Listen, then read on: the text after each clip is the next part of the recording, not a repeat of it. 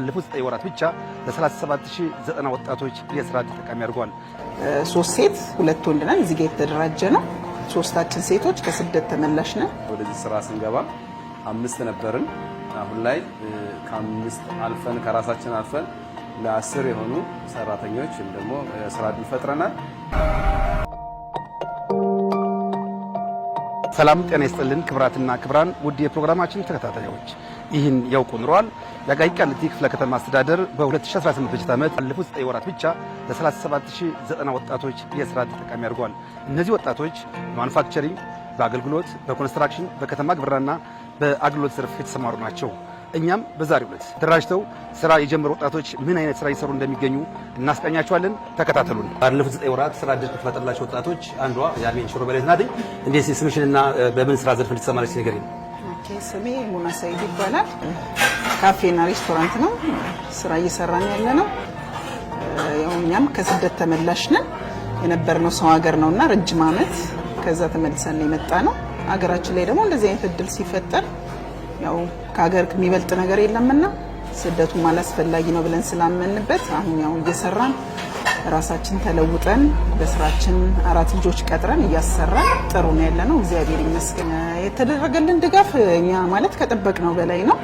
መጀመሪያ አካሄዳችንም ይሳካል ብለን አላሰብንም። ተስፋ መቁረጥ ነገር ነበረ። 3 ሴት 2 ወንድ ነን። እዚህ ጋር የተደራጀ ነው። 3ታችን ሴቶች ከስደት ተመላሽ ነን።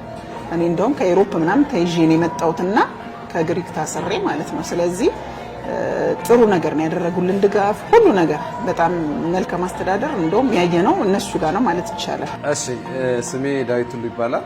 የተሰማራ ነው በህትመትና ማስታወቂያ ዘርፍ ነው። ያለነውም አቃቂ G4 መሀል ገበያ ላይ ነው ያለነው። የመንግስት ህንፃ ላይ ነው የነበረው ድጋፍና ክትትል። በእውነቱ ከሆነ ያው እኛ እንደ ኢንተርፕራይዝ ተደራጅተን ወደዚህ ስራ ስንገባ 5 ነበርን። አሁን ላይ ከ5 አልፈን ከራሳችን አልፈን ለ10 የሆኑ ሰራተኞች ደግሞ ስራ ዕድል ፈጥረናል።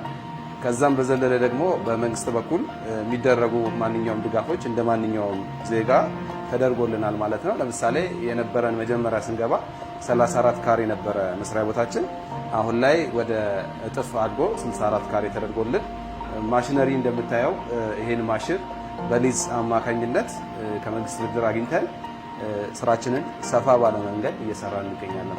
ያው አሁን ላይ ስደት ምንም ዋጋ የለውም። ሀገርክ ላይ እንደዚህ አይነት እድል የሚፈጠርልክ ከሆነ አለመሄድን ነው እኔ የምመርጠው ማለት ነው። ምክንያቱም ባሰብከው ልክ ተሰደክ ውጤታማ መሆን አትችልም። ሀገራችን ላይ እንደዚህ አይነት እድል ከተፈጠረልን ከሀገራችን ባንወጣ ብዬ ነው የምመክረው። ማለት ከራሳችን አልፈን አሁን እኛ 4 ሰዎችን ቀጥረን ማሰራት ማለት ትልቅ ነገር ነው እንደኛ ማለት ነው። በዚህ አቅማችን ነገ ደግሞ የተሻለ ነገር ደግሞ ስናገኝ ለብዙ ሰዎች የስራ ዕድል እንፈጥራለን ብለን እናስባለን። የተሻለ ስራ የተሻለ ገበያ ሲኖረን ሌሎችን ሰዎች ጨምረን ቀጥረን እንሰራለን ብለን ያው ስደት ብዙ ነገሮችን ያሳጣሃል፣ ነገሮችን ያበለሻሽብሃል። ስለዚህ ሀገርክ ላይ ሰርተክ መለወጥ ካለ እንደዚህ አይነት ድጋፍ እያደረገልን ከሆነ መንግስት ባንወጣ ባንሄድ ብዬ ነው የምመክረው። እኛ ለወጣቱ የምንመክረው ያው ህሊናን ለስራ ማዘጋጀት ነው። ጊዜውና ወቅቱ ደግሞ ለስራ ምቹ ጊዜ ነው። ማንም ከጣረ ከታተረ የማይደረስበት ነገር የለም።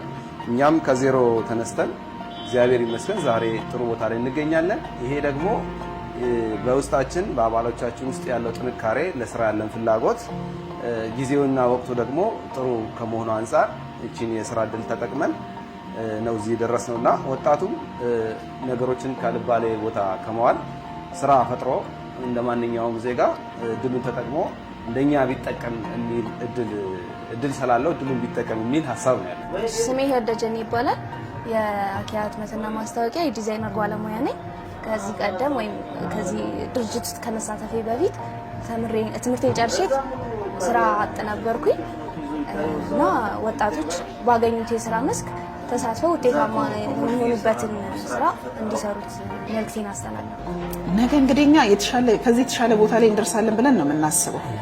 ማለት የተሰጠንን ጊዜ ተጠቅመን የተሻለ ቦታ ላይ የተሻለ ከዚህ ስራ ቀይረን የተሻለ ነገር እንሰራለን ብለን ነው የምናስበው እና ለሌሎችም ልጆች ለሌሎችም ወጣቶች በስራችን ከዚህ የበለጠ ሰዎች ቀጥረን እናሰራለን ብለን ነው እንግዲህ ራዕያችን። ከዛ በዘለለ አሁን ቀጣይ ላይ እንደ አምላክ ፍቃድ እንግዲህ ዘርፋችን ወቅቱም ከተማችንም ሲቲያችንም የወሰደች የተጠቀመች ያለችው ዲጂታል ማርኬቲንግ ነውና ወደ ዲጂታል ህትመት ነው እየገባን ያለነው። የቀሩ ኋላ ቀር የነበሩ ህትመቶችን ትተን አሁን ወደ ዲጂታል ማርኬቲንግ እየገባን ነው። ቀጣይ ላይ ልናስገባቸው የምንፈልጋቸው ዲጂታል ማሽኖች አሉ፣ ማሽነሪዎች አሉ። እነዛ በፕሮሰስ ላይ ያሉ አሉ። ለምሳሌ ቢቴፍ ማሽን፣ ሌዘር ማሽን፣ ሲኤንሲ ማሽን እነዚህ ማሽኖች በግምገማ ሂደት ላይ ነው ያሉት። በወራቶች ውስጥ እጃችን ላይ ይደርሳሉ ማለት ነው። አብዛኛው ሂደቶች አልቀዋል፣ ፕሮፖዛል ጸድቆልናል። ሂደቶቻችን በሙሉ ጫፍ ላይ ደርሰዋልና ከዚህ በተሻለ መንገድ ቀጣይ ስትመጡ ደግሞ ሰፋ ባለ መንገድ ከዚህ ባለው ከ64ቱ ደግሞ ጥፎ ነው የምንገኝበት ሁኔታ ላይ እንገኛለን ብዬ ነው ማስበው። እምነቱም አለን ደግሞ እንደሚኖር ነው። አሁን የማስተላልፈው መልእክት እኛ ስንሄድ የተሰጠን ድጋፍ በጣም በሚገርም ሁኔታ ነው ማለት ከወረዳ እስከ ክፍለ ከተማ ማለት ነው። ሌሎችም እንደዚሁ አብዛኛዎቹ ከስደት ተመላሾች አሉ። እዚህም ሆነው ስደትም ሳይሄዱ በጣም ብዙ ስራ አጦች አሉ። እነዛም በዛ ልክ አሁን ለኛ በተሰጠን ድጋፍ ልክ ከተደረገ ማንም ከሀገር የሚወጣም የለም። ማንም ተስፋ ቁርጦ ሱስ ውስጥ የሚገባ ሌላ ነገር ውስጥ የሚገባ ወጣት ይኖራል ብዬ አላስብም። የሚያደርጉት ድጋፍ እዚሁ ይቀጥል ብዬ ነው የምለው። ወረዳም ክፍለ ከተማ ላይ ያሉ ባለሙያዎችን ማለት ነው።